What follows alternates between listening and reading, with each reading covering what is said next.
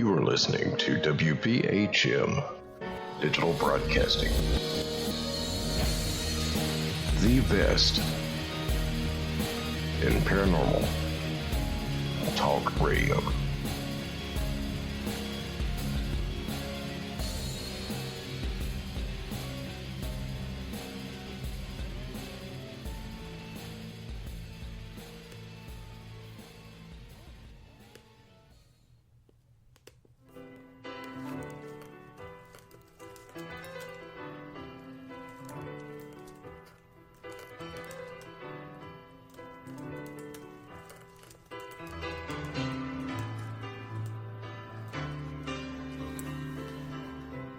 It's Wednesday night, time for the Paranormal Experience radio show with host Kat Hobson.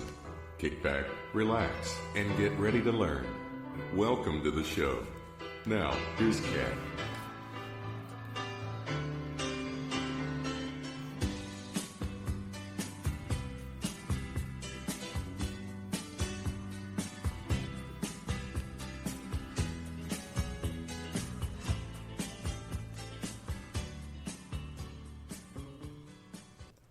Good evening. Welcome to Paranormal Experience Radio here on WBHM Digital Broadcasting out of Birmingham, Alabama. I am Kat Hobson, your host, and we have a tremendous show lined up for you tonight. I just know you're going to enjoy this every bit as much as I am. And I also, before we get started, would like to just offer prayers, positive energy flows, thoughts, whatever you have. Join me for the people of California. They're still missing them by the score. There are people that have lost everything while trying to save others. There is just a hideous experience happening for so many people. And it doesn't matter if they're, Californians or, just plain Americans, whatever. They're humans. And all of the ostracizing that politics have caused us to do lately does not matter one bit in a situation like this. So please, if you can help, reach out. There's so many organizations trying to help these people. If you can't help financially, at least please help spiritually, because it is just a huge, huge deal. And that's what we do, right? We're all part of the same family. Tonight's guest is someone who I have admired and enjoyed very much over the last several years. I did not know that he was one of the people that I was reading in Fate magazine and in everything. Mysterious Universe. He's done shows on so many networks. As soon as you hear your voice, you're going to be like, oh my word, it's him. And yes, it is. He's written 41 books, with more coming. He has a new book out right now, and it's brilliant. It just came out. Top Secret, Alien Abduction Files, What the Government Doesn't Want You to Know. It's Nick Redfern. And this is going to be awesome. Hi, Nick. How are you? Hey, Kat. I'm doing good, thanks. Well, I'm so glad you're here. Oh, well, thanks for having me on the show. Well, we met last year in Arkansas, which was just fabulous for me. I'd never been to Eureka Springs, and for number one, I'd never been to a UFO conference, because my focus is paranormal investigation as far as what I do personally. And I have been kind of leaning in that direction with my interest being drawn there. And all of a sudden, there I am at a conference. And that was a good one. I was going to say, that was actually my first time at the Eureka Springs conference. Although it's been going on for many years, that was the first time I've actually been there. So it was, it was sort of cool. And, it's always good when you get a good size audience and attendance, Well, and that was their 31st anniversary event. That's right, yeah. Is that not the longest running of any going on, at least in the U.S.? I think it probably is. I'm not really aware of any other ones. Maybe the MUFON conference. Could be. Yeah, maybe the MUFON conference, but certainly I would say, if not the Ozarks, one has to be sort of second or third in line, I would think. Well, I would too. And, it was really fun because one of the people who drew me toward the MUFON side of discussions over past years has been Chase Klotsky, and it was my first time to ever see her lecture. And I was fascinated about the skulls. It was relevant to her forensic work on the Peruvian skulls, the elongated skulls. And I had finally gotten to meet Stan Friedman.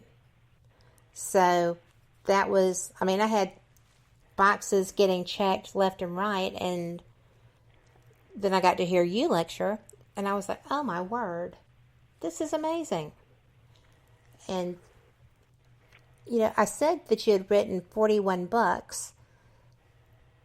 That's got to be a little higher now, isn't it, with the new ones? Well, it actually is, but I've sort of lost count as well. It just means I keep thinking I'm going to have to sort of go to the shelves and one by one count them, because some of them, there's like different editions and like foreign editions of some of the books and reprints. So it's difficult to sort of actually say how many, are sort of standalone books, but it's close to 50 now, something like that. So. Well, one of the days I will get the accurate figure. Well, I tell you what, as long as you keep putting them out, I'll keep buying them, and I don't care how many there are. Oh, well, thank you. You've already sold a Bigfoot book so far since the show has started tonight to Brenda in our chat room, so it's a good thing.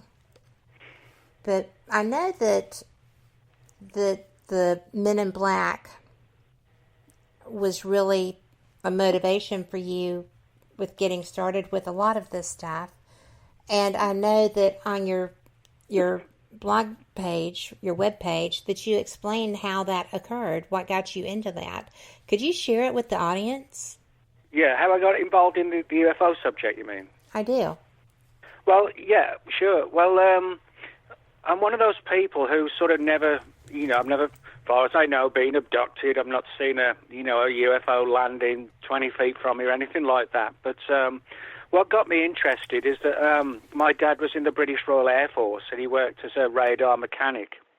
And he was involved in 3 incidents in the 1950s. This was still the Cold War with the Russians, where strange, high-flying, fast-flying objects were approaching the English coastline from Europe. And the first thought was, well, it's got to be the Russians. And so fighter planes were sent up to try and intercept what they assumed were Russian planes. And some of the pilots reported seeing these large, brightly lit objects were so brilliantly light they couldn't tell what they were. Other people described sort of like classic flying saucers. And over the course of 3 nights, the UFOs sort of ran rings all around the pilots, and they couldn't get close to them. They would sort of like shoot away at high speed and then hover at like 5,000 feet and then shoot away again. Then eventually the planes had to return to their bases because they were running low on fuel. And this, as I said, went on for 3 nights, and after the 3rd night, it all came to a sudden halt. And but everybody involved, the ground crew, the pilots, the radar operators, and the radar mechanics like my dad, everybody who had some sort of input or involvement was taken into a room and told, you won't talk about this. You've signed the British government's Official Secrets Act, which is a piece of legislation like an NDA, like a non-disclosure agreement, but it's sort of like a piece of legislation put together by the government. And my dad actually didn't tell me till I was probably around about 12, something like that. And when he told me, it sort of really opened my eyes, not just because it was my own dad, but also because he worked in the military on radar, and he knew what the radar screen showed, and et cetera, et cetera. And from there, I sort of started to begin reading books by people like Brad Steiger and Charles Berlitz and Alan Hynek and Leonard Stringfield, people who had sort of written UFO book, and John Keel particularly, and a lot of these authors had sort of written books long before I was even born, and but I started sort of reading their books, and that kind of got me interested, and then when I finished school, I didn't really know what I wanted to do, but I worked on a rock music magazine, fashion magazine, and like celebrity news, that kind of thing, and I sort of then decided after a while to sort of combine the interest with the paranormal and UFOs with the background in journalism. Well, you've done quite well with that. Well, I would say. It's one of those things that, there's certain things all of us can do, I guess hopefully fairly well, and you do it, I mean, I always tell people there's two things I can do in terms of work, and I've done them both. One is working as a writer, and the other one is a forklift driver, which I also did when I really didn't know what I was going to do when I first left school, and the UK was in a recession at the time, and so I just fell back on the forklift driving. Did that about 6 or 7 years, and I'm sort of like a dab hand if anybody needs, a 1-ton crate lifting 40 foot up into the air onto a shelf. I'm the person to do it, I could have used you a couple of weeks ago. My husband bought a new lathe, and we had to have people come and unload it and bring it in and situate it and such. And that's, as I'm sure that's quite a feat to be able to manage that. It was a little scary.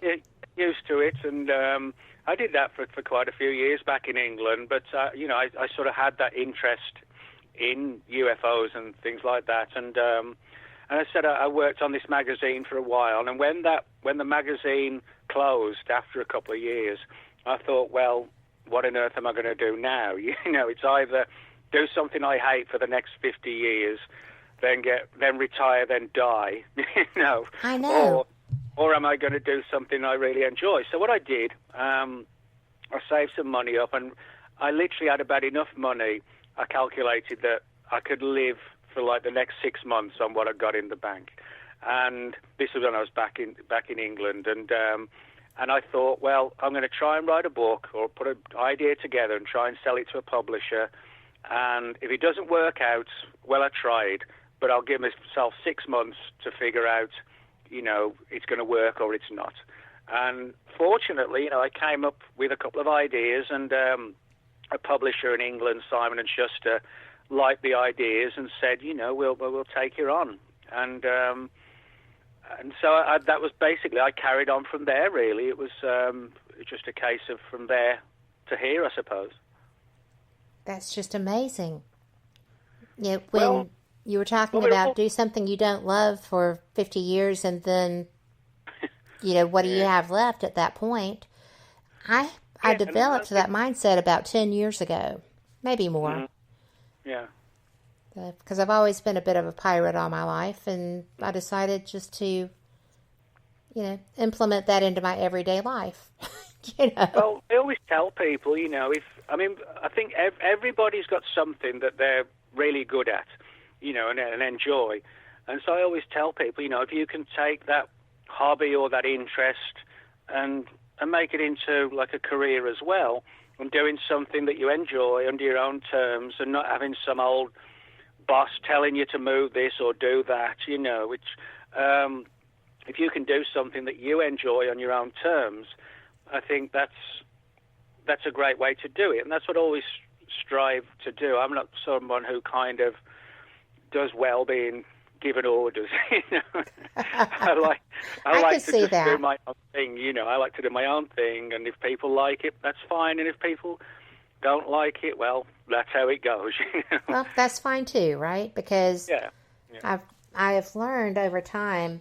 Sometimes I'm a dweeb when I get nervous, and it shows. But as a rule, I try to just be the best person I can be and make sure that I don't hurt anyone. That's my goal. Those are my goals in life. And even when I'm a dweeb, I always go back and apologize. I'm like, I was so tense or so whatever.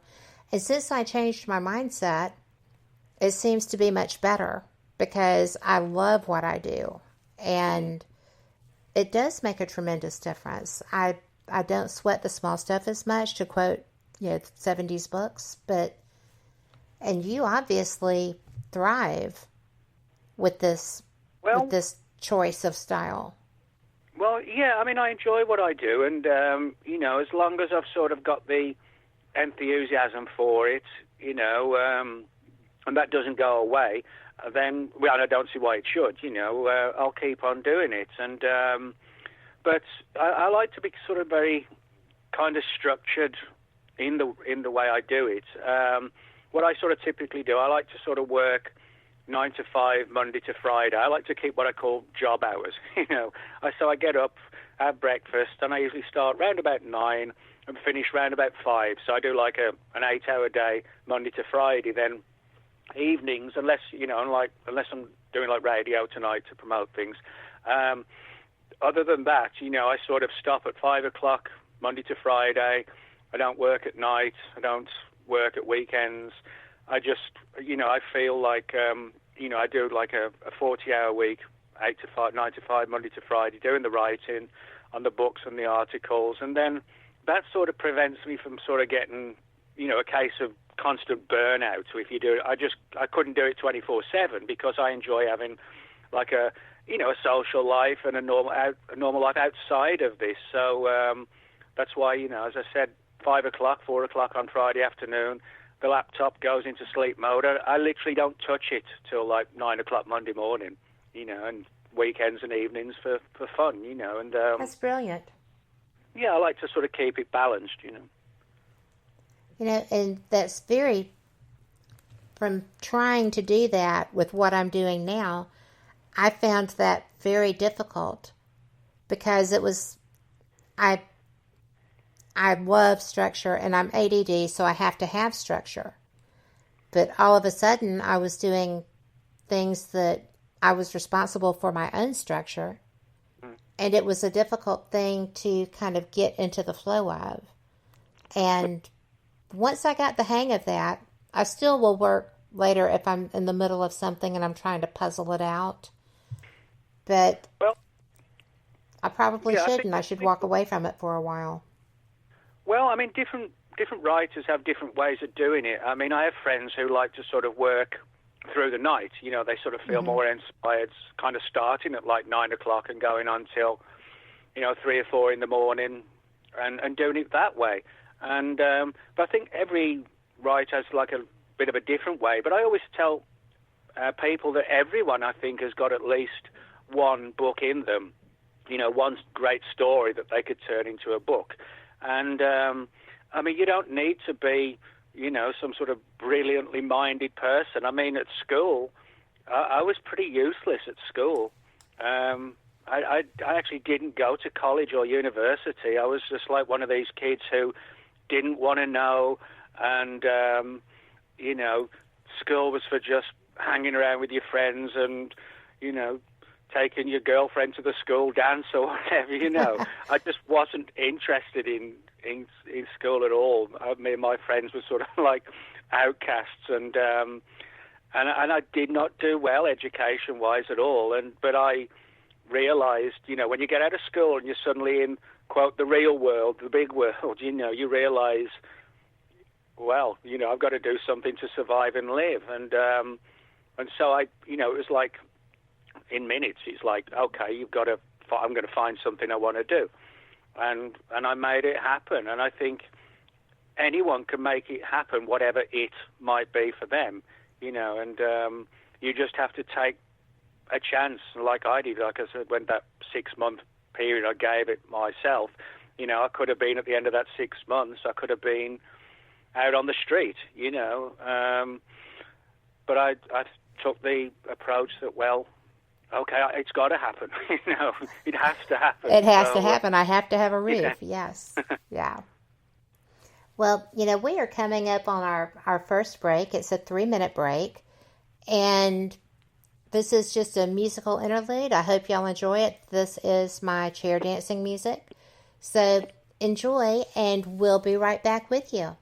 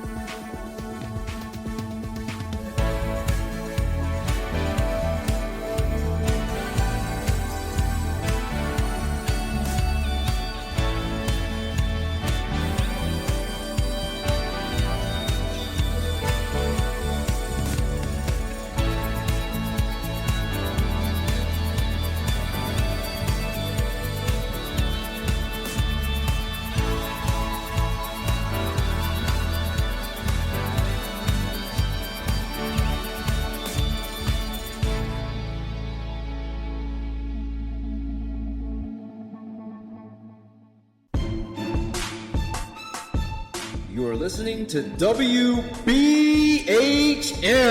Digital Broadcasting, the best in paranormal talk, only on Paranormal Experience Radio. Broadcasting live out of Birmingham, Alabama. Welcome back. You're listening to Paranormal Experience Radio. I'm Kat Hobson, your host, with my guest, Nick Redfern. And we were discussing, Nick, your motivation, your schedule that you have created for yourself, because you are a prolific author. You have so many pieces in your body of work that, and I'm an avid reader, I could go for a year and not complete everything that you've written. It's good stuff. Well, probably I could, because it is such good stuff. But I find it admirable that you found a way to create that structure for yourself. Like I said, I'm very blown away by it. I think it's amazing. Oh, well, thanks. And I mean, what I always try and do, is, as well as being a writer, I'm a reader of books as well. So I always try and put myself in the mind of the reader, in terms of, well, let's come up with something new, not just go over old ground and rehash stuff. So I always, whatever the subject is, I try and put find new information or a new slant or a new angle on the phenomenon. So, whether it's UFOs, Bigfoot, the Chupacabra, I tend to sort of focus mainly on the UFO phenomenon and cryptozoology, which is the study of unknown animals like Bigfoot and the Yeti and the Chupacabra and so on, Mothman, things like that. So, that's sort of the way I kind of do it. Those are the sort of subjects I like to write about and research. Well, but so much about just about everything anomalous, and you write about the few things that keep me up nights. I've been involved in the paranormal field publicly for about 10 years, and very few things will actually give me pause when I stop and contemplate what could be out there or what could happen, because I tend to just approach things as they come. But the black-eyed children is a phenomenon that you covered in your Paranormal Parasites book, and that just blows my mind. Oh, yeah, that's like a really weird and creepy subject. For people who haven't heard of the black-eyed children, they are these sort of creepy, sinister-looking kids that people have seen, where they have sort of very pale skin, usually wearing these dark hoodies, and they have these sort of totally black eyes. And I don't just mean in the center of the eyes totally black. I mean the whole eye, or the eyes, are totally black. And these stories of encounters with the black-eyed children began slowly in the latter part of the 1990s. The first one that really sort of took off came from a guy named Brian Bethel, who was a journalist in Texas and still is. And he had an encounter late one night with these two creepy kids, pale skin, large black eyes, who tried to find a way into his vehicle. And he was sort of just terrified by the look of them. And his story went online. And then from there, after Brian's story went on the internet, other people came forward with their own accounts. And a friend of mine, David Weatherly, who wrote sort of the definitive book on the subject called Black-Eyed Children. David, I think probably now has got hundreds of accounts from witnesses. And there's all sorts of theories as to what these black-eyed kids are. Some people think they're aliens. Other people think they're sort of alien hybrid human kind of creatures. And then you have sort of the supernatural occult theory or even demonic theory for what they might be. But there's no doubt that these reports, are sort of escalating around the country and elsewhere as well. And they always try and find a way into the house. But it's kind of like the old vampire legends where they don't force their way in. They try and find a way to be invited, which does sort of parallel those old legends and mythologies of vampires where they can't enter your home until you invite them in. And that's why so many people have not let them in. They've just seen them and they've been so creeped out by their weird appearance and terrified by it, so they slam the door. And the strange thing is that the kids will sort of leave frustrated because it's almost in a weird way. It's almost as if they have to abide by certain rules to do things. You know, it's not like they can just do it on their own. They have to. It's almost like there are almost like supernatural rules that they have to follow, which is again sort of like a really weird aspect of it all. Well, you know, I believe that I read the account by your friend Brian, and when I saw it, I just thought, oh, please, that cannot possibly be a real thing. And then I started researching it because it mesmerized me. It blew me out of the water. Like I said, that is one of the few paranormal instances that I think would just cause me to have an issue were I to come across that. And I don't know why. I don't know why that's the one. Well, I mean, I think for a lot of people, they're just sort of freaked out by the appearance. You know, the skin is described as like very pale, like in some cases literally like a sheet of paper, like white. And they have these solid eyes, black eyes. And their skin kind of looks like plastic. It doesn't look like real skin. Like there's no creases or lines or shadows or anything. It almost looks like plastic and then painted on. And they don't seem to be fully aware of our customs. And very often when they come out with these lines like, we're homeless, can we come in? Will you let us in so we can have some food? Or we're lost, will you let us in so we can phone our parents? It's always putting the ball in the court, if you like, of the person to try and get the invite inside. But you know, when people see them, that's when they just freeze. You know, and this look on their face and the strange eyes. But there are some cases, really creepy stories, where people have said that they were determined not to let them in, but it was almost as if they'd been sort of hypnotized or mind-controlled, and they could actually see their own arm, like going to the front door and opening it against their own will. And then, luckily, in most cases, the person sort of is such a state of shock that they break out of this sort of mind control, and then they slam the door. But there are a lot of weird cases like that where it was as if the black-eyed children could take control of the mind of the person. Yes. And, like even reaching for car locks. It may have been Brian's account that I read where it said that he found himself actually reaching for the door lock on the car to open it.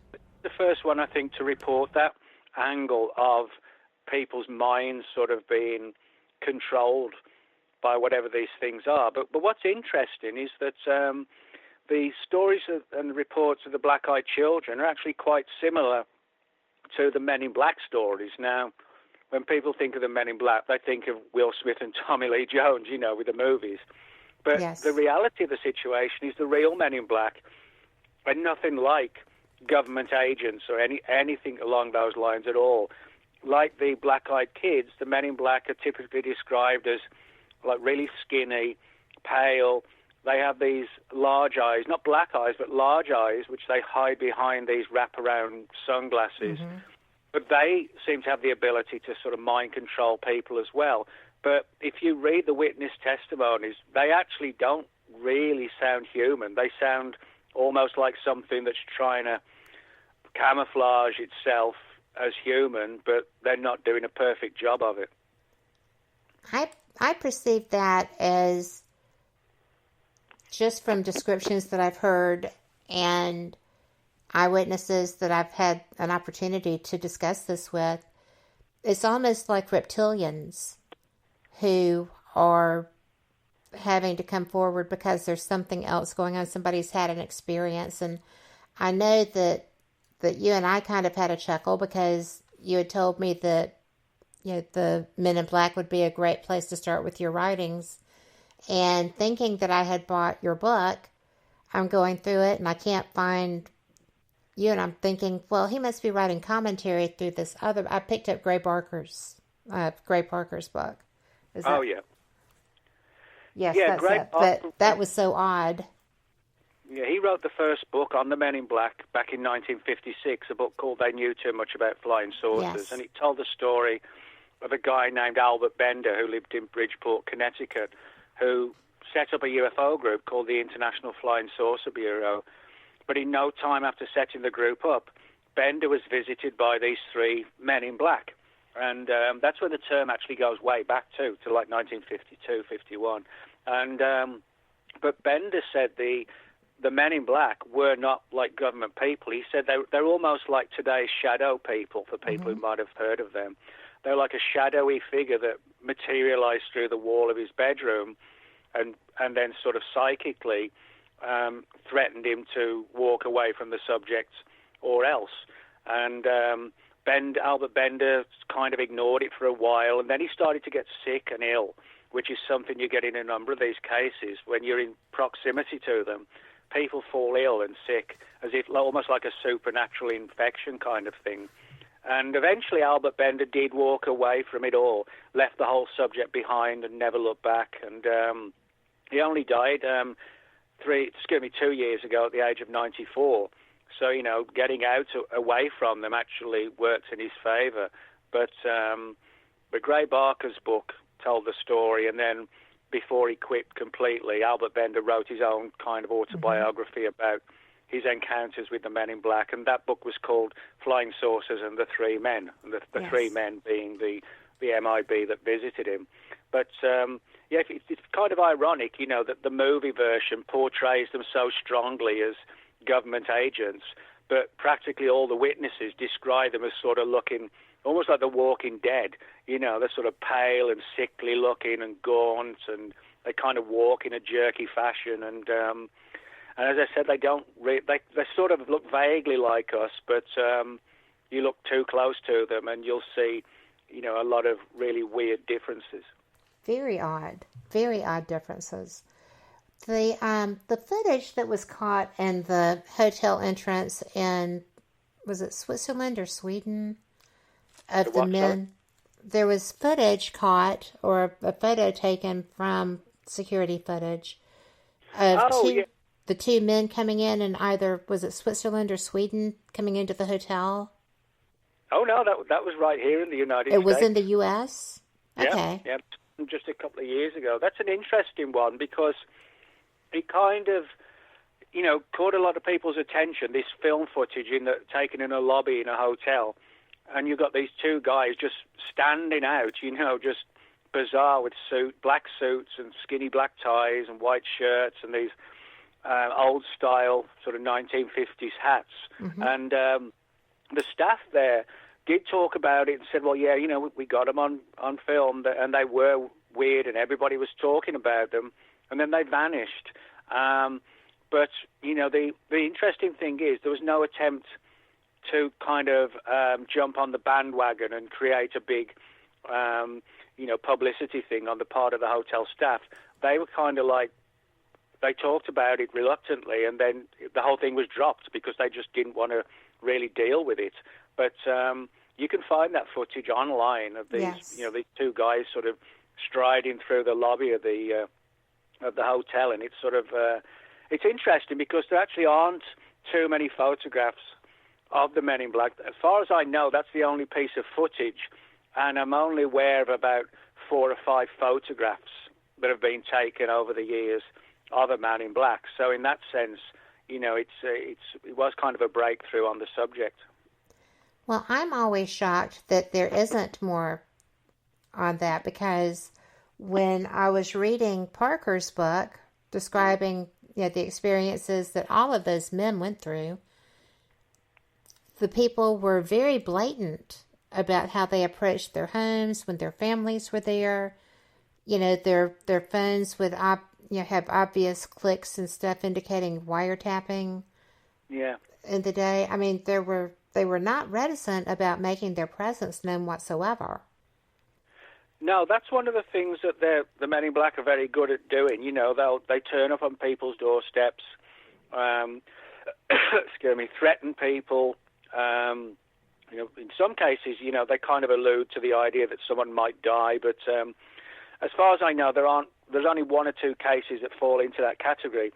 But what they tend to do is that they're very good at threatening people and frightening them to where they don't need to take it any further because the person backs away usually from the subject anyway, just like Albert Bender did.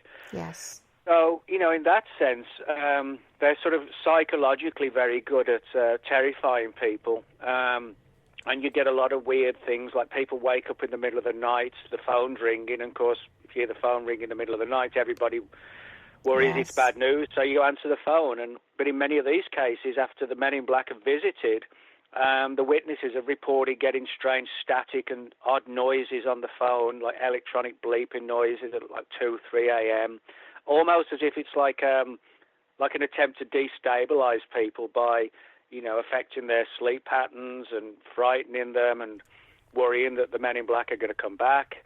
So, they're very good at, putting people into that sort of negative state of fear. Well, and that does permeate every aspect of your life. If you have a situation that's going on that's that unsettling, that's, I would have probably walked away too. And a surprising number of those people involved with the group did not. So they were very fierce. Yeah, I mean, different people have taken like a different approach to the Men in Black. There are some cases where people have told them to sort of get the hell out of the house. And right. The weird thing is they don't sort of try and fight back. It's almost like you put a glitch in their approach, and people they don't seem to know what to do, and they quickly leave. It's almost as if the image of these sort of dangerous figures, which they clearly seem to be, but you stand up against them. And then in a number of the cases, the witnesses have said it was as if, quite literally, like you put a glitch in them and they didn't know what to do or how to handle it. And, as if they were programmed in some way, and then the program had been affected, Well, that happens with visitations that people have even when they're not abducted by Greys, right? Well, that you can throw them off somehow. Yeah, and I think, if it's like anything that when you're dealing with the supernatural, if you've got the sort of the strength to say, leave, go away, I think just the power of the sheer emotion, if you like, can sort of put up a barrier that keeps these things away. And I think the more vulnerable you are, complete opposite to that. If you're vulnerable, it's very easy for these supernatural things to get their grips into someone who may have sort of low self-esteem or unsure about themselves, things like that. I think people like that are far more in danger of falling, into the clutches of these things, and because their character, is something that is easy to manipulate. Yes. Well, that's an interesting point. My grandmother, I've often said, was New Age before New Age was cool. And she was very aware of psychic ability. She was very into astrology. She was just an interesting woman for her time period. When things would come up in discussions like Ouija boards and that kind of thing, even back then, she was like, you don't do something that has the potential to invite something in. When the movie The Exorcist came out, she adamantly refused to allow me to watch it with her. Like, I was sent from the room. I was a teenager. I was like 14 or 15 years old. And I was so affronted by that I just couldn't imagine, why are you being so mean? I might like that. She was like, you don't need to expose yourself to things that can have supernatural powers. You don't know what will be the invitation. Well, that's one of the things I always tell people is that, if you get into the supernatural and the paranormal, just be careful of what you're getting into, because, sometimes, as I said, you have people who are, their character might not be too strong and these things can overpower them. But you also have the angle of, people deliberately trying to invoke supernatural entities, whether through a Ouija board or other means, of sort of occult rituals, that kind of thing.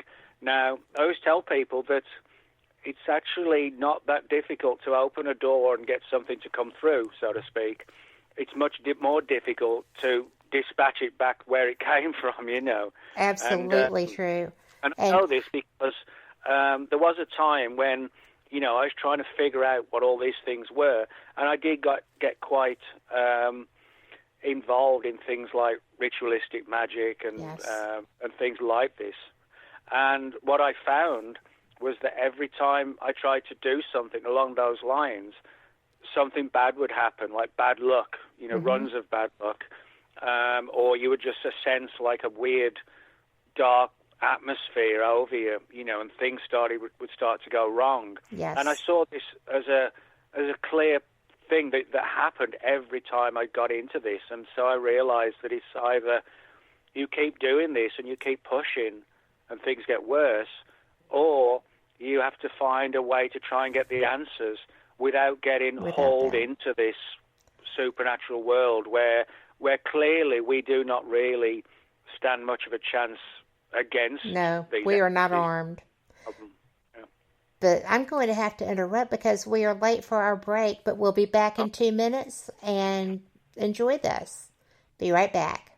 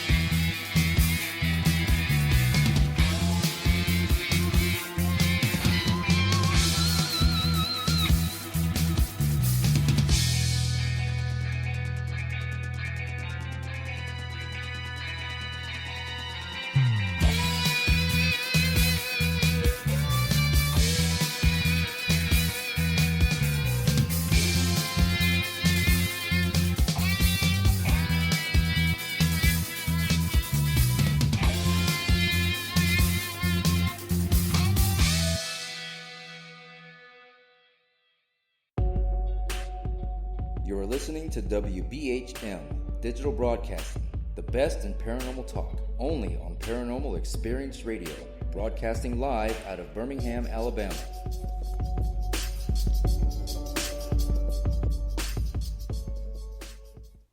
And just like that, we're back with my guest, Nick Redfern, tonight, and we have been covering Men in Black, Black-Eyed Children, all kinds of information, and I am learning and enjoying this so much. Nick, thank you again for being here to do this. Oh, well, thanks for having me on. I always, enjoy, doing shows because, like we said in the break, I think we've all got our own angle where we can contribute. Somebody writes books, somebody does articles, you've got your radio show, and then, of course, you got the most important people, the witnesses. Without the witnesses to these phenomena, we'd have nothing to go on. So you put all that together, and it's like teamwork, where we're all part of a bigger thing, and hopefully we'll all get the answers one day. So. Well, I think that we will. I get so interested when people are talking, disclosure, we have to have disclosure, the government has to come forward and do these things. And I heard several lectures over last summer by people who said, who are Giorgio Tsoukalos was the main one, who said, we are disclosure. We're not censored. We don't get told no about a subject that we want to cover, but we better have it documented and have some background research with it. I found that interesting because I don't think there's going to be anything landing on the White House lawn or any defining moment. I think if you look around, there's so much that has been shown to the public through their own experiences that people know. Well, yeah, I think there's one side of disclosure which I think has kind of happened, and that is that, because there are so many shows and, particularly with the internet, and I think people accept it, whether they have seen something or not, they've accepted it as a genuine phenomenon. So in that sense, there has been disclosure because but so many people do believe and do accept that this is what's going on. Absolutely. But definitive disclosure, whether something lands on the White House lawn or you've got a situation where UFOs are over every city, one morning when we all wake up. I mean, that hasn't happened, obviously. I kind of don't think it will because it hasn't happened yet. And I think the phenomenon interacts with us massively and very closely and almost personally at times, but it still stays in the shadows in terms of what it really is and where it's from and what their agenda is. So whether or not we'll not get the answers as to what they are or what their agenda is, I'm not sure. But I think, as time goes on, we're going to get more answers as to, at least some of the answers. I think so too. And I think that the internet, for all of the negative things people have to say about that, is a very positive experience. I know that social media has kind of managed to dumb us down in some ways, but it also gives us access to incredible information, research that we wouldn't be able to get, just on our own. We might not even be aware that it was something we wanted to get. So it's a double-edged sword, but it's a very useful tool for what we do. Yeah, I mean, social media, it's like anything in life. It has its good points and its bad points. The good point is that you have instant connection, instant communication all around the world, instant news, and you can put your own data out there as well. You go back pretty much not much more than 20 years ago, that would have been all totally unheard of, I think the one downside more than any other is that sometimes, the internet isolates people, particularly kids today, who's really just, have constantly got their heads in their phone, I mean, when I was a kid, I mean, my friends, would be the little village I lived in central England. I'd be riding our bikes till about 8 o'clock at night, and Mum and Dad would just say, "Oh, make sure you're home by the time the moon's down." If you let your kids do that today, you'd be tasered or something. Yes. You know what I mean? Yes. But it's like, you think about it. I mean, I think a lot of it is just scare tactics. I mean, kids can still play outside, but they're told that they're not, that it's right, that you shouldn't. They're told, you'll die or you'll be killed or whatever if you do that. But I mean, I remember, we'd all go right on our bikes and, going down hills, and I'd fall off and I'd come back home with like a 6-inch, bruise or a cut, down your leg or your black eye. And of course, I got to school the next day and the teacher would say, "What'd you do?" "I fell off my bike." There'd be no getting the police in and, a government agency to see if your parents were beating you up. It was just, you're a kid, kids are meant to fall off bikes and whatever, and it's just not a be shame. wrapped in cotton wool. Yeah, and I think it's just a shame that today that social media, which is really, important and a really good thing, but it also has this downside of, like I said, kids just sitting in the bedroom texting each other when they could be having a good time, having adventures and playing, But, it's almost like, without getting too paranoid, it's almost like an agenda to just keep people in their place, You can't go out, you're a kid, you can't go outside, you'll be killed. That's not a way to bring kids up, Well, it's not. And we're going to be discussing that in our second hour because, your new book coming out in 2019, that could be considered one of the topics of it. Not kids being killed, but the conspiracy side of government patterns. But, I think that it is a controlling factor. And I also find it fascinating. I'm not a huge conspiracy theorist, or I wasn't. It's very hard, really, almost not to be at least pondering the possibilities that some of this stuff has to have an agenda. Every time there's a mass shooting, I've learned to look at what's being passed or signed off on through Congress, because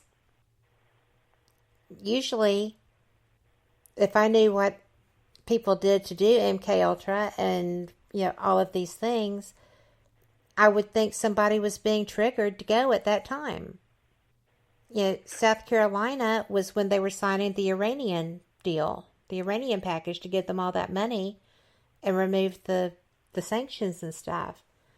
There's stuff all the time.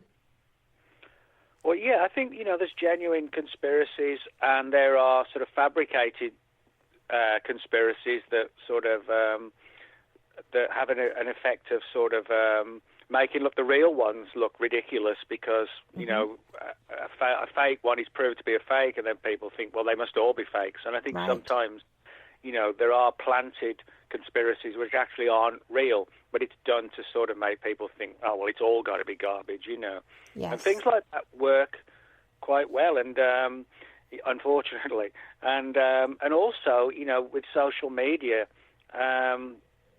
stories and threads and fears spread quickly, like a virus. I mean, like a physical bodily virus. Yes. It sort of spreads across here, there, and everywhere, and everybody knows about it. And that's, again, it's sort of technology. Works for us when it's in a good way, but it can be used against us, when in a bad way. And the thing is to try and figure out, which is the best way to handle it, really. Well, you're right. And sometimes it's very difficult to ascertain what's the right way. Yeah, and I think, there's no doubt in my mind that there are genuine conspiracies. And then there are other ones which are so over the top, but which still, have big followings. And I'm interested in some, stories of conspiracies, and I've written a couple of books on the subject. But, my main thing is sort of, the paranormal, UFOs and strange creatures and things like that. Because, I think for me, focusing on one or two specific issues keeps you kind of sane, rather than, all these different things spinning around your head, you actually probably would go crazy. Well, that's why I really and truly avoid conspiracy theories as a rule. But there were several instances of bizarre behaviors that led to these mass shootings. And there were two in particular that caught my eye. And I thought, I wonder if this is something that is a pattern. Because I'm a paralegal by training and I love to research. So I went back and started just looking at legislation, what's happening in the government when these things start occurring. And some of the instances, they give you pause. And I thought, nah, that can't possibly be correct. That has to be an absurd coincidence. And you can talk yourself into them, you can talk yourself out of them. But only you can do your own research and see what you believe is true with that, right? Yeah, that's right. I mean, I always tell people, that if you're interested in something, the best way to find out is to do your own research. I mean, I've written a lot of books like on Chupacabra, Bigfoot, UFOs, etc. And, people can hopefully, get a lot of data from the books I've written. But equally, I think it's important that we should all do our own research as well, because there could be somebody out there right now listening to this show who has a particular interest in one area, and they might just suddenly step on the one thing that we need to solve it, that everybody else has been looking for the last 50, 60 years. You know what I mean? It could be somebody just falls on it.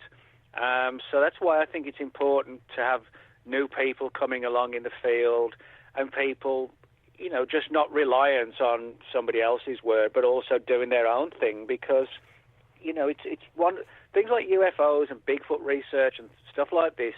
It doesn't require, somebody necessarily to have had 50 years in the field of doing research, or like 20 with me or whatever. It's more along the lines of you could just be in the right place at the right time. So, yes. I'd always sort of encourage people, if they want to find out about Bigfoot, if you've got an area near where you live where there have been reports, well, go out and do field research as well as reading the books, but do your own thing too. Absolutely. I have a friend in Wisconsin who I've known for 20-something years online, who has just shared with me that she has begun cryptozoological research. Mm-hmm. And she's going, not alone anymore because I had a fit, but going into woods and doing studies and research. And she's connected with someone with MUFON now as far as training. Fascinating stuff. And, we've got so much more to cover. We are just about to the top of our hour. I can't believe we've already had an hour go by. So I love this stuff. But we will be back. This is going to be a 5-minute news break. Hopefully there's going to be something positive in that. We all need a little good news. And Nick Redfern and I will be back.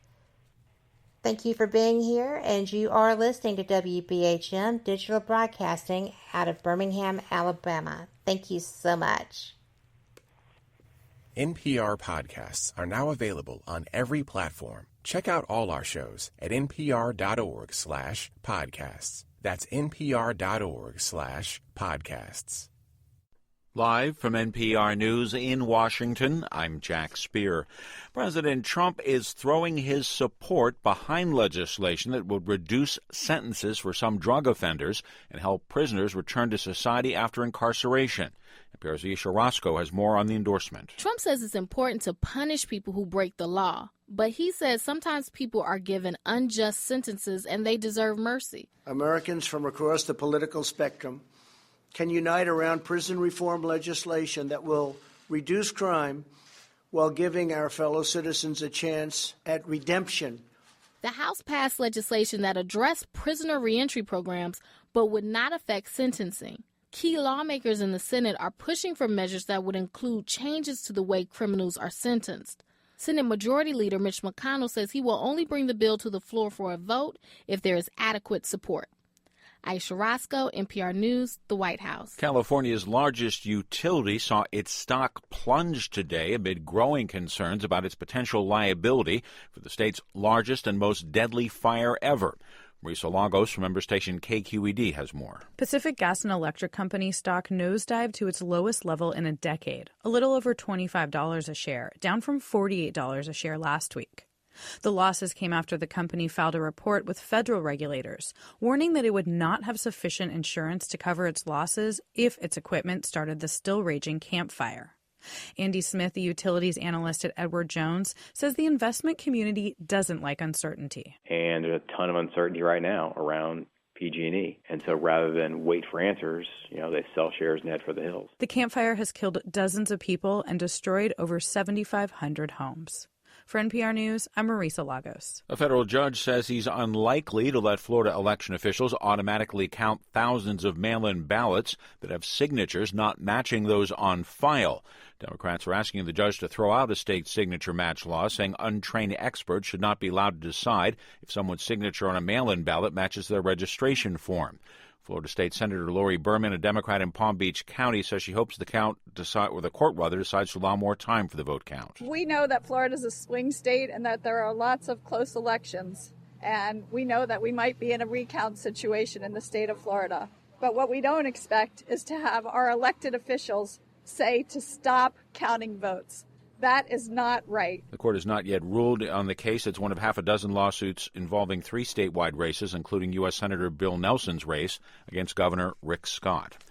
The government's main inflation gauge, the Consumer Price Index, took a bump up in October. The Labor Department says prices for a market basket of goods rose 0.3%.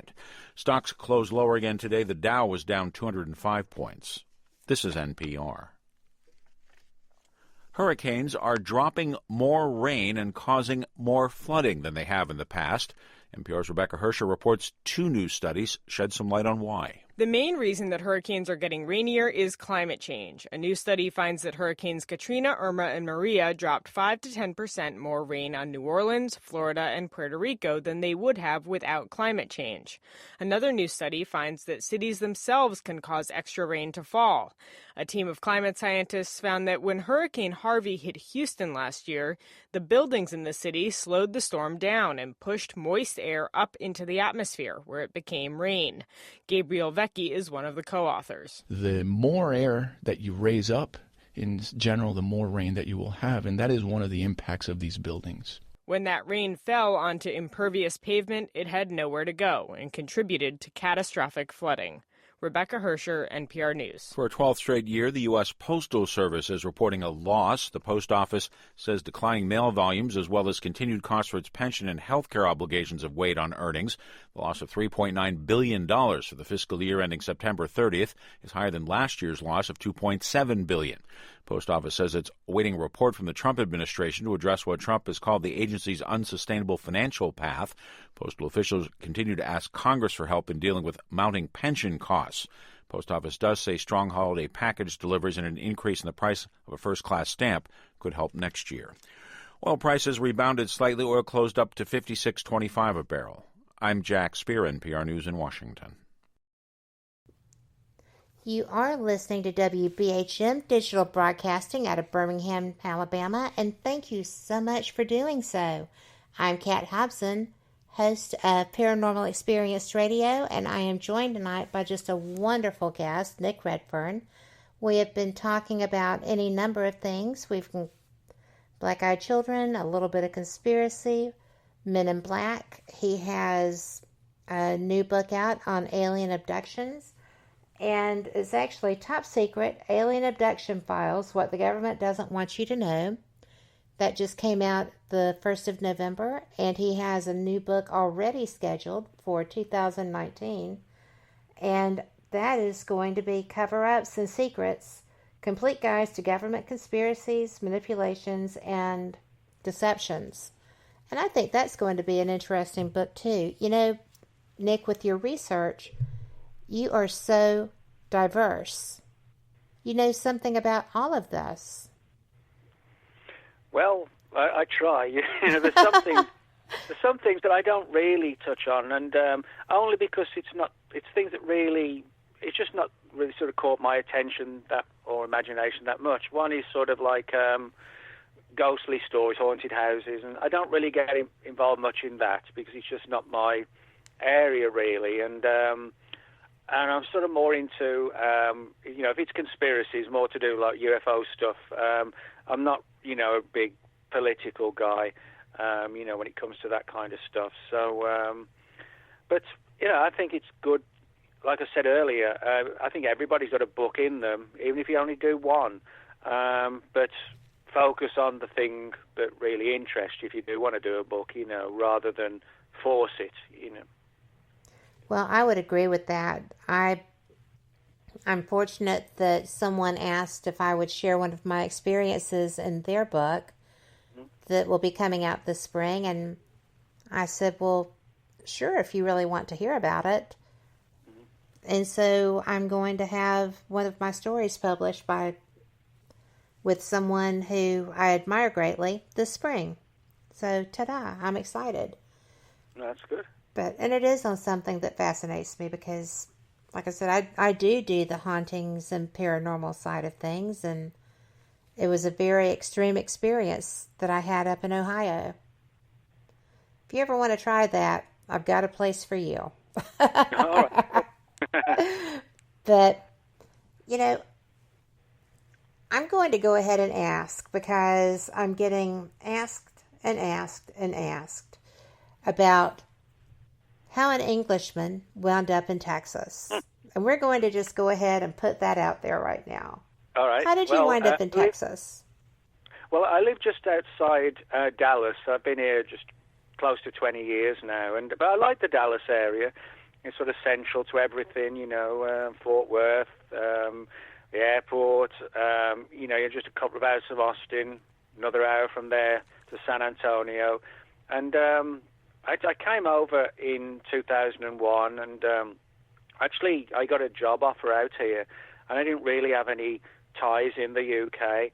And, you know, I like to travel, you know, here, there, and everywhere. I thought, well, it'd be kind of cool to see the United States. I'd only actually been to the US once before, and that was to do a conference in Laughlin, Nevada at the old UFO Congress. Yes. And, you know, I had a good time there, and playing the slots in Las Vegas, and that was fun.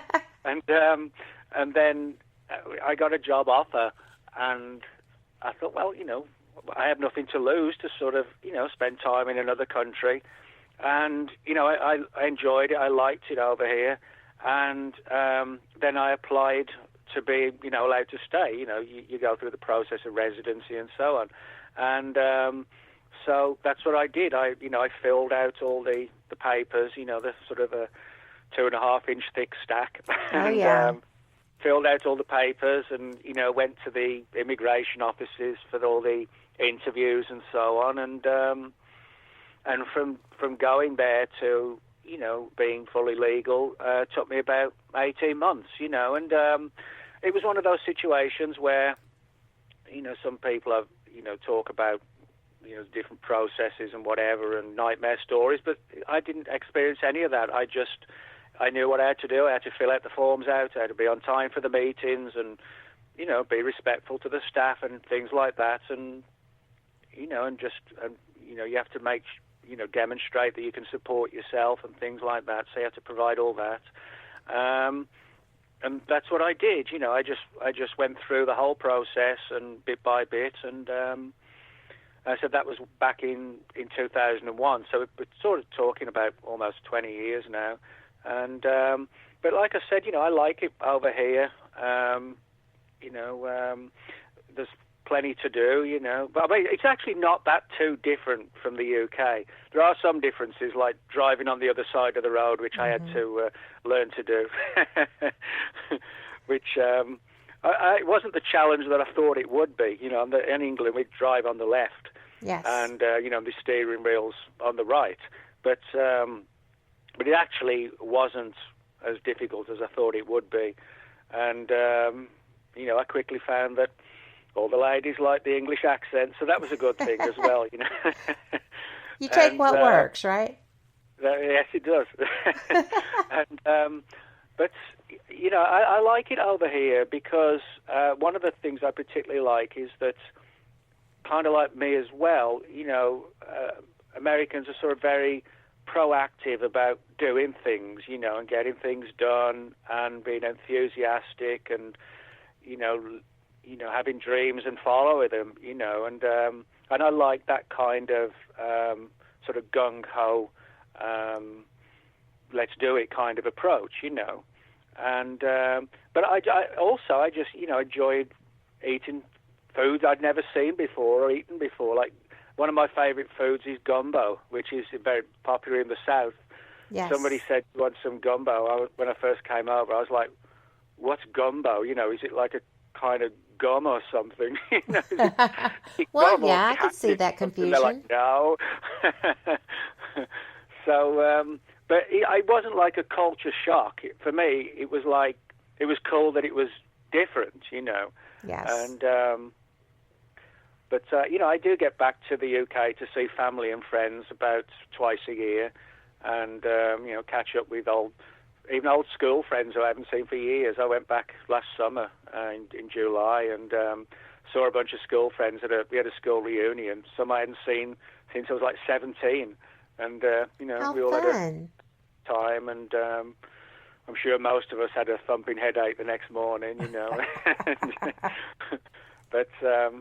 But yeah, I like it over here. And I said I've been here pretty much 20 years. And, yeah, it's a nice place to live. And when I first came over, I thought, quite wrongly, that Texas was like desert and cactus, and people rode around on horses everywhere. But I quickly realised that image, it's kind of like the image that people have in England, that it's always foggy, or we all know someone who lives in a castle, which is not really like the case at all. So, it's kind of fun to see the reality when you actually get there. But everybody's, when people hear me talking, they're always, want to know where you're from, what brought you over. And, and I like that everybody's sort of friendly and talkative, Well, we are almost ridiculously friendly.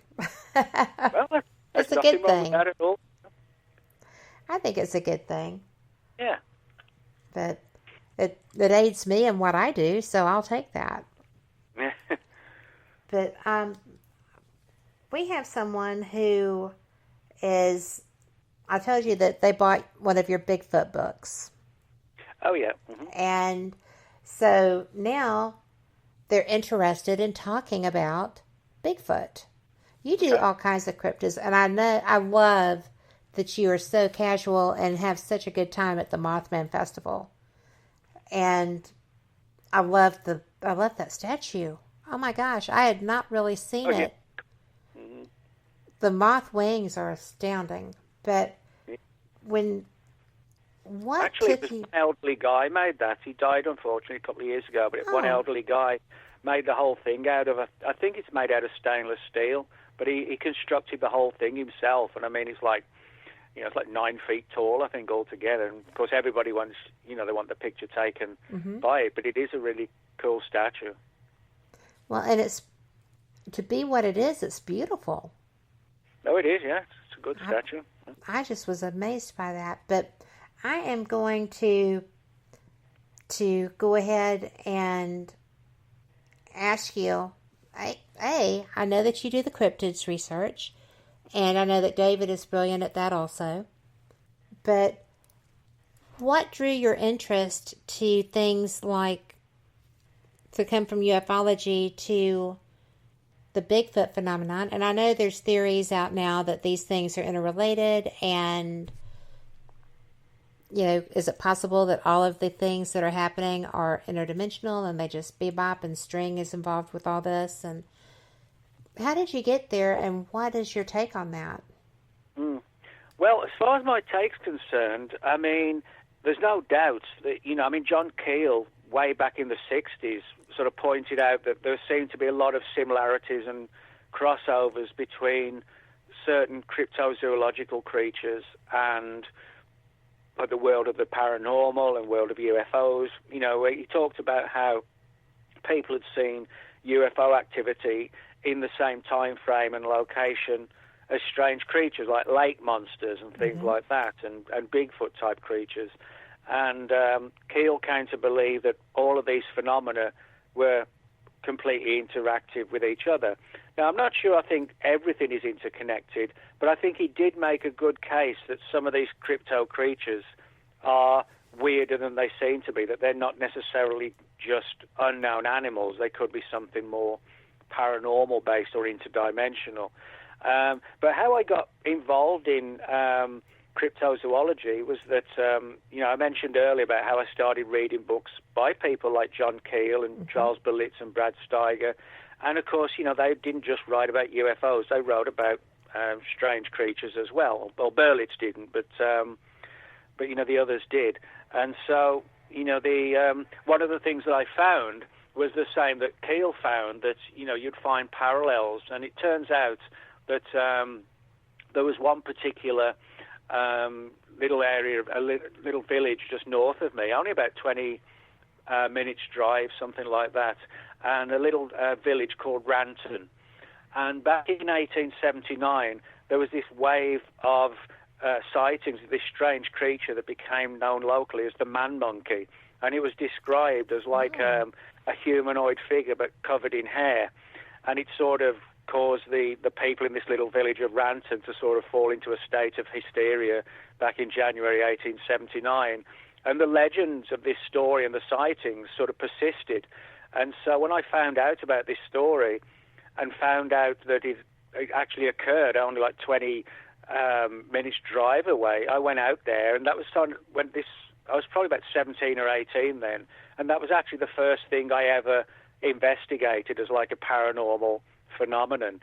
And I went out there and looked into some of the old newspapers in the archives, that kind of thing, and also sort of spoke to some of the locals and who all knew the story because it had just been passed down through the generations. And so that was basically what I did. You know, I found an interesting local story of a Bigfoot type and went knocking on doors, you know, and said, "What do you know about the man monkey?" And that's how it sort of really began for me, you know, with strange creatures. Were people forthcoming when you asked the questions? What's that? Were people willing to speak with you when you showed up at their door? Well, I didn't quite literally turn up at their front door, but I did sort of, you know, drop into the local store, you know, or the local pub, that kind of thing, or gas station, and, you know, chat there. Said, I'm, you know, just in the area, just looking into this story. And those people were, you know, very kind of, you know, happy to help. They're like, oh, yeah, you know, my grandfather told me this story about it. And there wasn't too much that was new to add to the story, but there were a few new witnesses that I managed to track down who'd seen this thing years later. And so that was the one that really got me interested in cryptozoology, and the fact that, you know, it was close to where I lived made it, you know, much easier to investigate it. And it was sort of like a, you know, very forested, wooded, sort of almost like a very atmospheric kind of old England type situation, and you know, this strange creature prowling around in the woods. So that's how I really got sort of involved with cryptozoology. That's interesting. And I had never heard of the man monkey. Well, I actually did I did a book on the subject, not a long book, only about 120 pages, because there just wasn't too much of a story to tell. You know, it stalled after a while. But I don't know how I missed that. I've read so much of your stuff. Well, the book's actually called Man Monkey, so well, it's, I'm going to go look for that. Easy to remember, but it's basically like I sort of wrote it.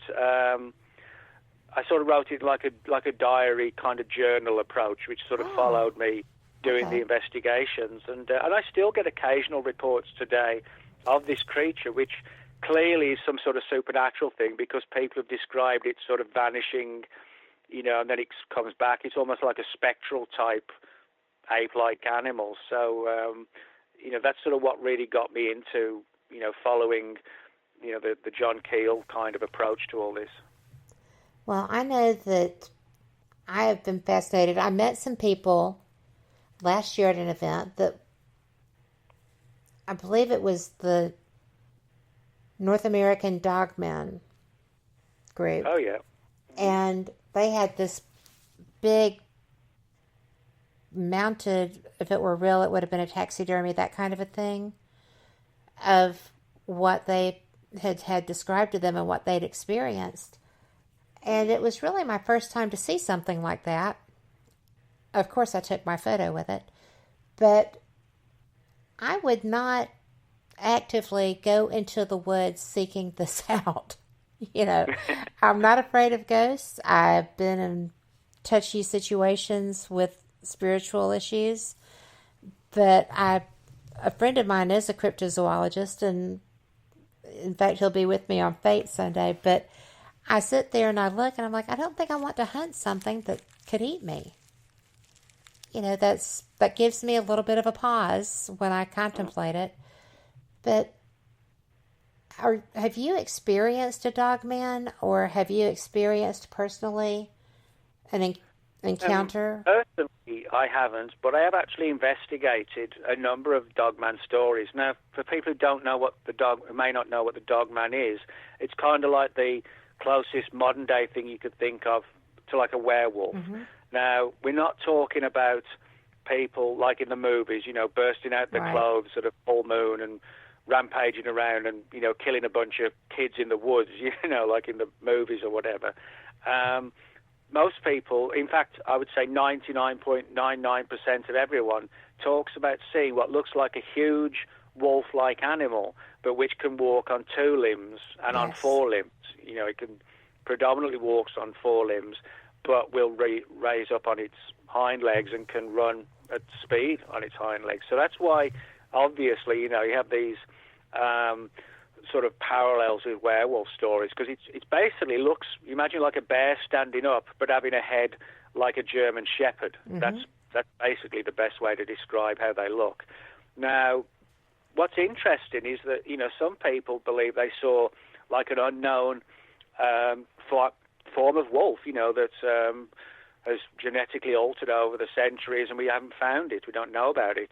Other people take the view that, could it be something supernatural? Now, the supernatural angle for the dogman's an interesting one, because a lot of sightings of the dogmen have been made by, for example, particularly in Wisconsin, where most of the reports come from, they've often been seen round these ancient mounds, that you can find these mounds all around Wisconsin. A lot of sightings around there, a lot of sightings around graveyards and cemeteries, and also crossroads and bridges, which are also places which typically have legends of supernatural activity surrounding them. So, there is sort of a large body of people who think these things are somehow supernatural. But I actually personally investigated one of these a couple of years ago. It was a case that actually, the event itself occurred back in 1972 in a town in Ohio called Defiance. And I went out there. I've been there. That's where they started? What's that? I've been there. That's where this started? No, it didn't start there, but that's actually one of the most famous cases. I misunderstood you. Wow. Okay. Yeah, but I went, although the case was the summer of 1972 when this all broke out, I went out there to the town in 2016 with a couple of friends of mine in cryptozoology, Ken Gerhard and Lyle Blackburn, and we sort of, went all around the area, spoke to people, and, the story, as I said, it was 72 when it happened, and we went out in 2016, but a lot of the people there the old-timers remembered it, and it was actually covered deeply by the local papers. And even the local police in Defiance actually opened a file on this werewolf-type sighting. And many of the sightings were made on an old area of railroad track in Defiance, and we actually found the actual piece where the first sighting occurred. But although, you had sort of tales in the newspapers of werewolves, with hindsight today, it sounds like it was a dogman. And the Defiance, if you Google Defiance, Ohio werewolf, you'll actually find a couple of my articles, and you'll also find some older articles and even some transcripts of the original newspaper clippings from the early 70s. So that's sort of like a really interesting, cool case. That is so neat. And I'm going to tell you that we just blew right back by blah, blah, blah, blah, blah. Easy for me to say. We just blew right by our break, so I'm going to just edit to fix that later because I'm not stopping. But I am so fascinated by that. I have just absolutely been blown away. The place that I had that paranormal experience that I was telling you about is in Paulding, Ohio, which is 17 miles from Defiance. I stay in Defiance when I go there. So cool. It's a small world. Yeah. Much smaller for you because you've been all over it. But it's just really an interesting coincidence in my mind. Well, yeah, if you go there again, I mean, if you check out the old railroad track, you'll find it easy. And, for those people who were alive at the time, it's almost like their Roswell, that Roswell, the town, was made famous by the crash. And even though it's not quite that scale in Defiance, everybody of a certain age, remembers it. So. Well, I believe I know exactly where that is because I've spent a couple of Saturday mornings roaming around that area. Uh-huh. So, holy wow. Yeah. That got my attention. Well, I am curious that the difference between dogman research and, well, I'm going to ask you this first about the dogman before we move on. I have been told by people that have experienced them that they are almost, well, not almost, but their communication is telepathic. That when they were coming up to where a group of armed men were, they didn't exhibit fear. They created fear. And that to a person, not one man raised his weapon because they had a strong indication that would not end well for them. Well, yeah, I mean, I've not personally come across that angle, but there are a lot of weird stories where people saw the dogman and they got this strange vibe that it was sort of not just physically dangerous, but it was sort of like supernaturally evil. They got like this sense of like malevolent sense from it. And there are other cases where, people have seen like strange lights in the sky when the dogman was seen. Not so much like UFOs, but like weird balls of light flying over it and hovering above it.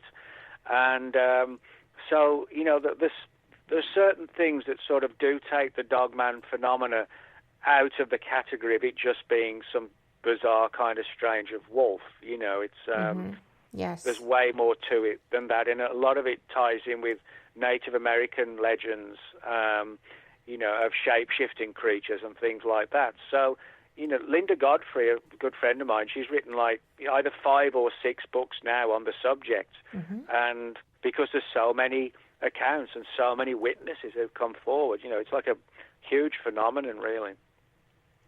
Well, I am always fascinated by things like that because it just is so unexpected. It's a totally different experience from most Bigfoot stories.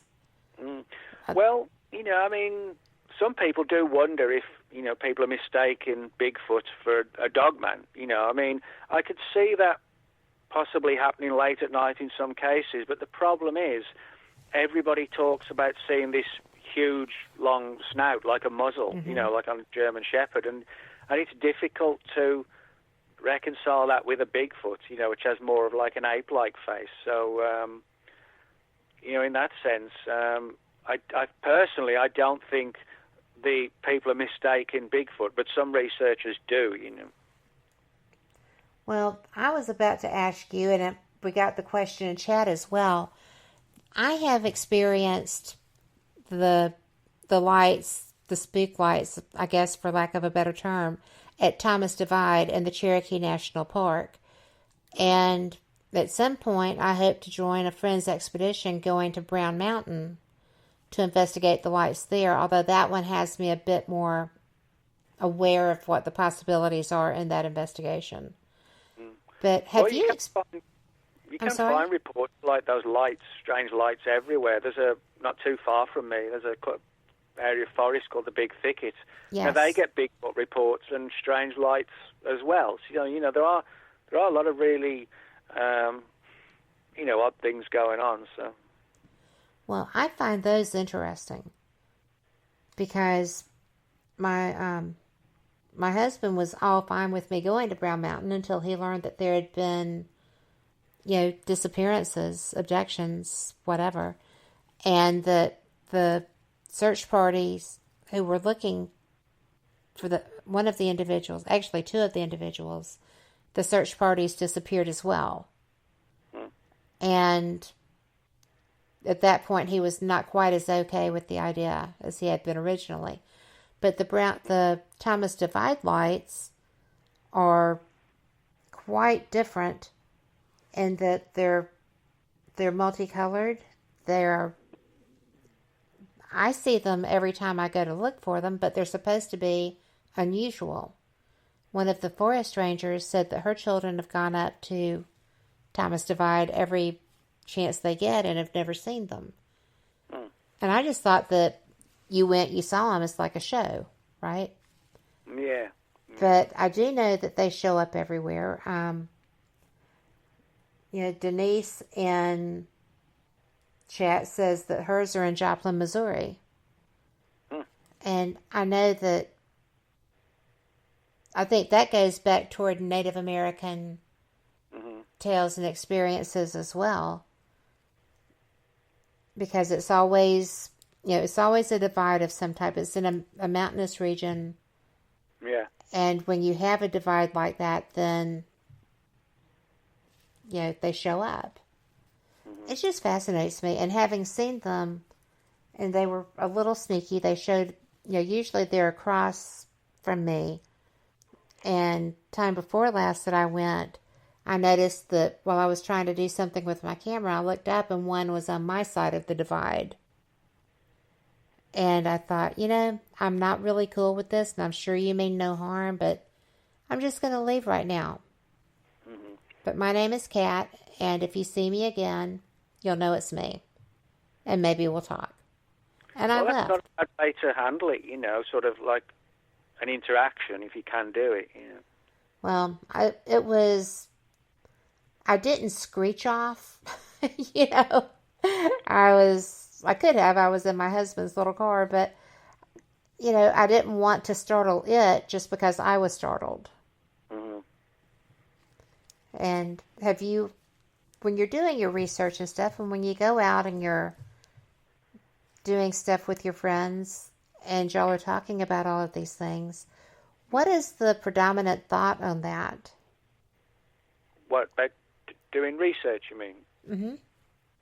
I think, doing field research is the best approach you can take. You can find a ton of material on the internet about Bigfoot or the Chupacabra, but you're not literally going to find them on the internet. You've got to go out looking for these things. I mean, yes. Good example is a good friend of mine, Shelley Montana, and Shelley lives in the Dallas area as well, and she quite literally goes out into the Pacific Northwest woods every year for about 3 months, like 20, 30 miles into the woods. I'm not kidding. She goes out there for that amount of time. She takes her truck and she's got like a filter device so she can drink, stream water for 3 months, and she takes huge amounts of like dried food, which you can, sort of fix like a little oven, to your car battery, and cook food that way. And she literally does that for like 3 months out in the woods, and she's had some good experiences, and one really almost clear encounter with a Bigfoot type creature. And Shelley, I think quite rightly points out that, well, she's out there, in the woods for 3 months. Most people aren't doing that, and they certainly aren't doing it miles and miles deep into the Pacific Northwest forest, and I think not everybody has the ability or the time to do that. Fortunately, Shelley can. And if you ever had on a show, you get a really cool show, because she can tell you about all her experiences and, the hazards of going on expeditions like this, but also the benefits and the good things that can come out of it. But I mean, she's dedicated to sort of that 3-month period of finding what she can. And I think that is the best way to do it, is if you have the ability and the time, etc., the best way to get the answers, or the most likely way to get the answers, is to actually go and look for them, Well, I have found that if you want to know the facts about anything, the best way to do that is just to go and find them. Yeah, yep. I mean, so for some people it is difficult. If you have that opportunity, you're right. Like your friend Shelley being able to do that, not everyone can. No, that's right. They can't. And if you happen to live in an area where, fortunately, there is active Bigfoot reports, or you live, 10 miles away from a lake that has a lake monster tradition attached to it, in those situations, it does make it easier if you've got something almost on your doorstep. But yeah, you're right. I mean, it is unfortunate, I can't do that. I can't take 3 months off and just vanish, Not many people can, but the ones who can do it and who do it usually are the ones who have some success, because they really are dedicated and spending so much time, in terms of doing what they can just to get the answers. Well, and then they share them, which is the best part. Actually, me and Shelley, every October, we do a series of lectures at the school, what's called the Highland Park school area in Dallas, and we go and lecture to the kids every year about on cryptozoology, and the kids are all sort of 7, 8, 9 years old, and they love hearing stories all about Bigfoot and the Chupacabra and Nessie, and it's kind of like a cool thing for Halloween we do for them, where they can have a couple of hours, instead of doing math or history or geography, they get a lecture on monsters, so they kind of love that break from regular lessons, classes, so we do that every Halloween, and it usually coincides where Shelley's just come back, say, after, a few months out there, so she's got all new photographs and stories to tell the kids and so on. That's and brilliant. It's a good way to get kids, outside as well, It encourages them to get outside and play and have a good time as well. So. Well, anything that will get a child outside and using their imagination is a wonderful thing. There's not enough of that anymore. Mm-mm. Well, we kind of do like a fun series of lectures for them, where it's a little bit kind of spooky but fun and exciting, and sort of, and they kind of get a kick out of that, sort of wondering what's coming next, Well, I think it's wonderful. And how did you get the school system to let you in to do that? That's a funny enough, thing. actually, one of the teachers contacted me and said, we'd like to do something different a little bit for like the Halloween period, and instead of just having the kids sort of, in a fun day dressing up as witches and zombies or whatever, they'd look me up and saw that I live locally and that I'd investigate things like Bigfoot, the Chupacabra, and lake monsters, all that kind of stuff. And they said, would you be interested in coming along and doing a lecture that talks, that would be entertaining and fun for them, but also looks at the idea that they really do exist and how you go and look for them. So that's what I did. And then I think it was after the second year, then Shelley started coming with me, and we've been doing it now for about 5 or 6 years, something like that now. And but what's kind of cool is that after every lecture, the teachers get all the kids to send artwork and paintings and crayon drawings of the things we talked about, like in the lectures. And so that's cool. We get sort of huge packages of artwork, where somebody's done sort of 6-year-old kid's done a picture of the Chupacabra chasing a Bigfoot or something like that, And somebody sent me this little girl who was about 7. She sent like a painting, and it was a picture of the Chupacabra, and next to it was a man, and the Chupacabra got the man's arm in his mouth. Oh, gosh. Yeah, so I thought that was quite funny, that she should actually think about not just drawing the Chupacabra, but a picture of it tearing this guy's arm off. Well, that's a whole different side of the imagination. Yeah, I thought, well, she may turn out, to be a monster hunter, Well, she may be. Or, a set director, set designer. Well, but I thought it was kind of refreshing as well that, the kids at the Highland Park School, they really enjoy it and they really get into it, and a lot of it is, teaching people about, going out into the woods and having fun, and also being aware, of hazards out there. So, they learn something and they have a lot of fun for Halloween, Just brilliant. And you know what? We're actually going to take this break just to be different. Why not? But I am having so much fun, and I would like to talk about the Chupacabras when we come back, if that's okay, because that's something I don't know much about, and I find them fascinating. Okay. And this is going to be 2 minutes. We will be right back with you. Thanks for being here.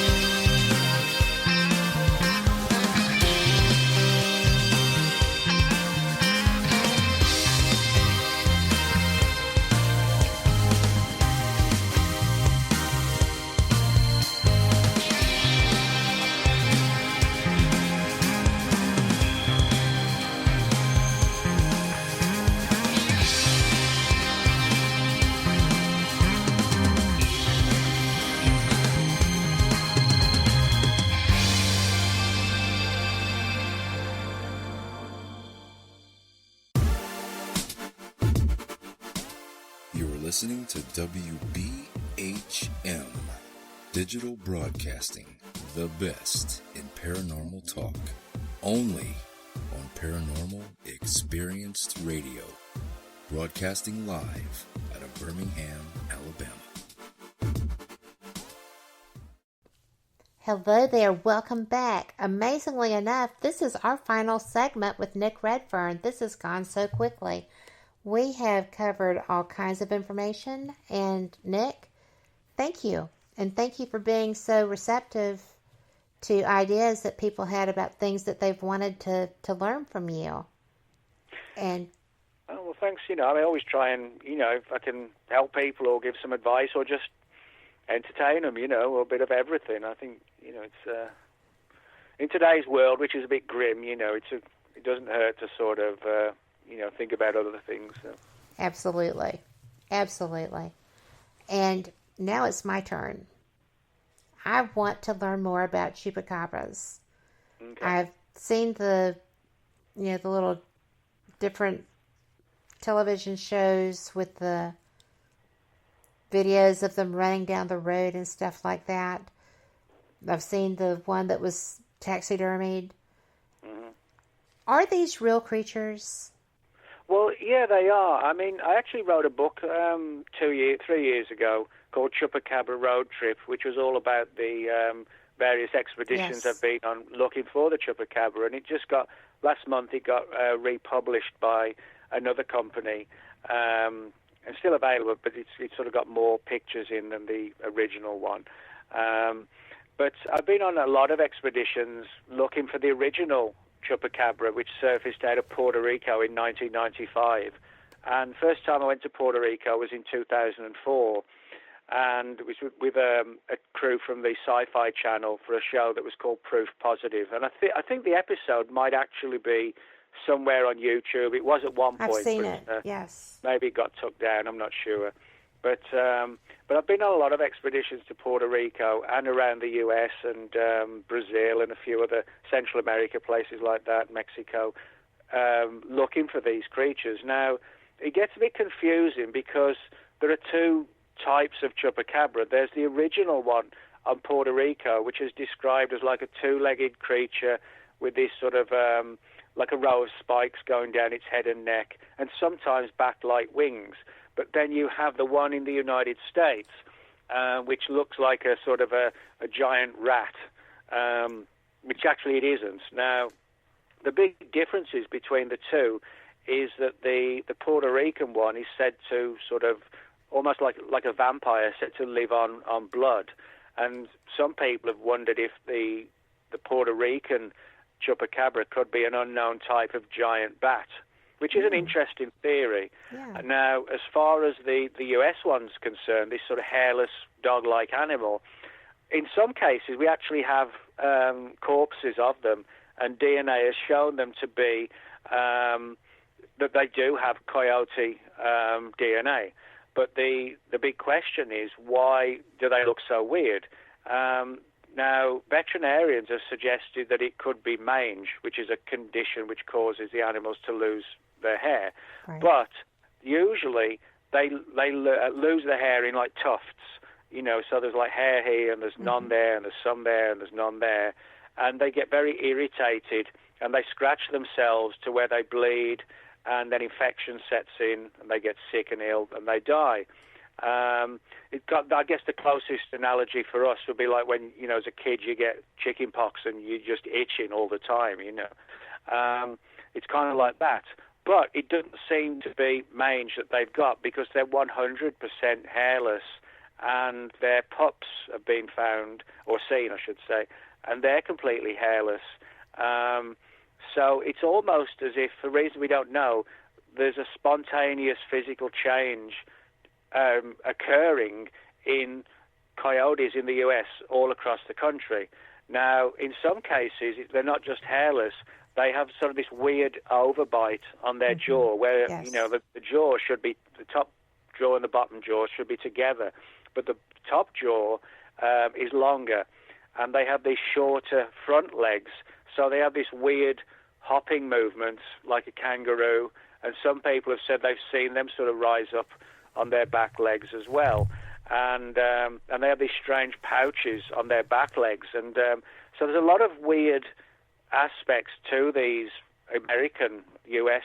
chupacabras that sort of leads to the idea that, for reasons we don't understand, we're dealing with a known animal, but what's unknown is why they're mutating and changing.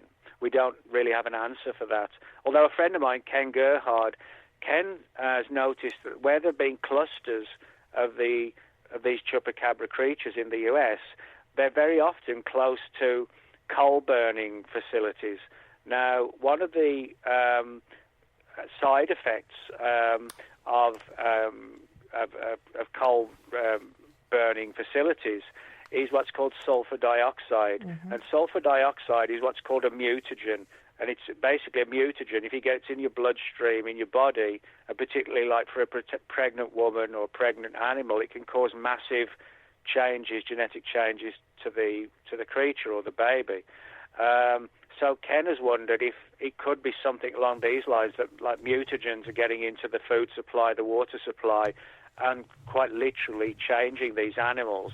But the original one in Puerto Rico was a very different one, and when I went to, every time I've been to Puerto Rico looking for the original chupacabra stories, people have shared their accounts with me, like veterinarians, police officers, farmers, members of the public, and there's several theories as to what's going on in Puerto Rico. There's some people who believe that the Puerto Rican chupacabra was some sort of alien creature.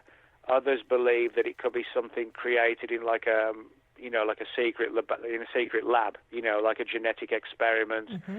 And then you have other people who think it could be something supernatural or even sort of, devilish in some respects. So there's a lot of theories and questions, but not many answers. But I've spoken to a lot of really credible people, both in the U.S. and in Puerto Rico, and there's no doubt in my mind that the chupacabra in both areas, Puerto Rico and mainland U.S., there's clearly, they are clearly real animals. What they are, though, that's the big issue. But in the book, Chupacabra Road Trip, it's written like a diary and a journal, just following me across from 2004 to 2016, all the expeditions, and speaking, to all the different people and illustrating it with a lot of, photographs that I took on the expeditions. And, again, I think like with Shelley, I spent a lot of time on Puerto Rico in the same way she does in the woods over here. And I think that, again, is the best way to try and get the answers, is because it's only when you actually get out there and you gain the confidence of the people in Puerto Rico that they realize you're not going to poke fun, you just genuinely are looking for the answers, and then they're happy to open up, and share their stories. That's just amazing. And, I love that writing style because you can you feel like you're there. Well, the main reason why I do that is because I think if you're doing an expedition in the fields, in the woods, or in the lakes, or whatever, I think it's easier to write the book based on your memories of actually how it all went down, Mm-hmm. I mean, I could have written it in the date of the facts, but I prefer to write it from the perspective, it was a dark and stormy night, and I jumped in the car and headed out looking for the chupacabra, that kind of thing. I think people kind of like to, sort of where they become part of the story. They follow you in the expedition. Absolutely. And people like that sort of diary journal approach, Well, and it just flows because you're kind of right there in the mind with you, and experiencing it yourself as you go. How cool is that? Yeah, as I said, I think people, it's not just that they like it, I think they get an image in their mind of how the area looks, and that's why I always like to use as many pictures as I can in a book. I mean, some publishers, they try and limit you how many pictures you can use, and others are fine about it, but I think, if you can use a lot of pictures, photographs, it does, it's good from the perspective of the reader to actually say, oh, there's the farm or the ranch he's talking about, or that's the area where the little village where the creature was seen. I think people can sort of relate to the story better when they've got, the pictures to look at the same time. I would agree with that. And besides, pictures tell stories all of their own. What's that, sorry? I said pictures tell stories all on their own, too. Oh, yeah, you're right. I mean, it is true. When they say, picture paints 1,000 words, it does. I mean, you read somebody's name in the book and then you see them in a photograph talking to me with a film crew or with a colleague out there. And then they see it's a real person. It's not just a name on a page, Absolutely. Well, we've got 5 minutes left. I can't believe this has gone so swiftly. But would you like to tell people where they're going to be able to find you? I know you've got your upcoming events on your website, but almost pretty much my conferences and lectures are done for this year pretty much now. But I've got a few things going on next year, which people can I'll be actually listing them in a week or so, the 2019 lectures and conferences that are booked already. People can find them at my blog. If you Google Nick Redfern, World of Whatever, the first link will take you to my own blog.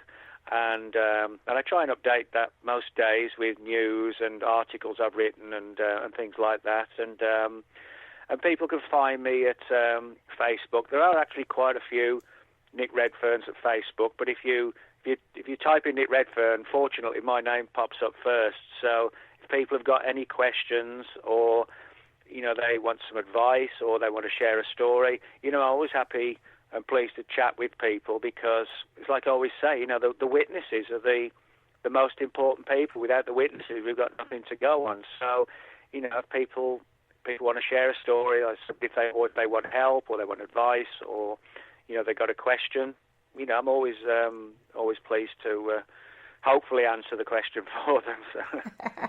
Well, if not, I know you'll be researching it in no time and have an answer.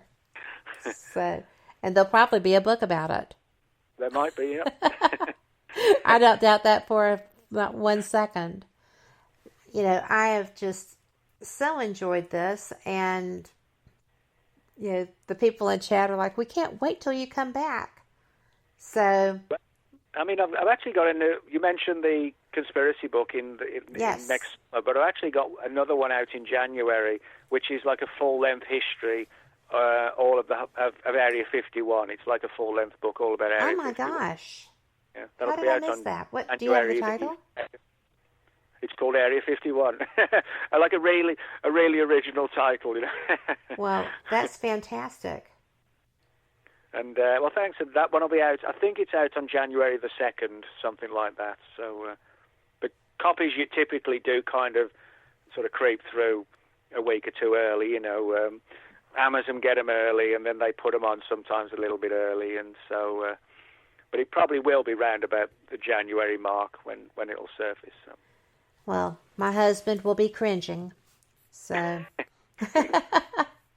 it's so funny because he's like, who's your guest this week? Because I saw that we had some, book activity.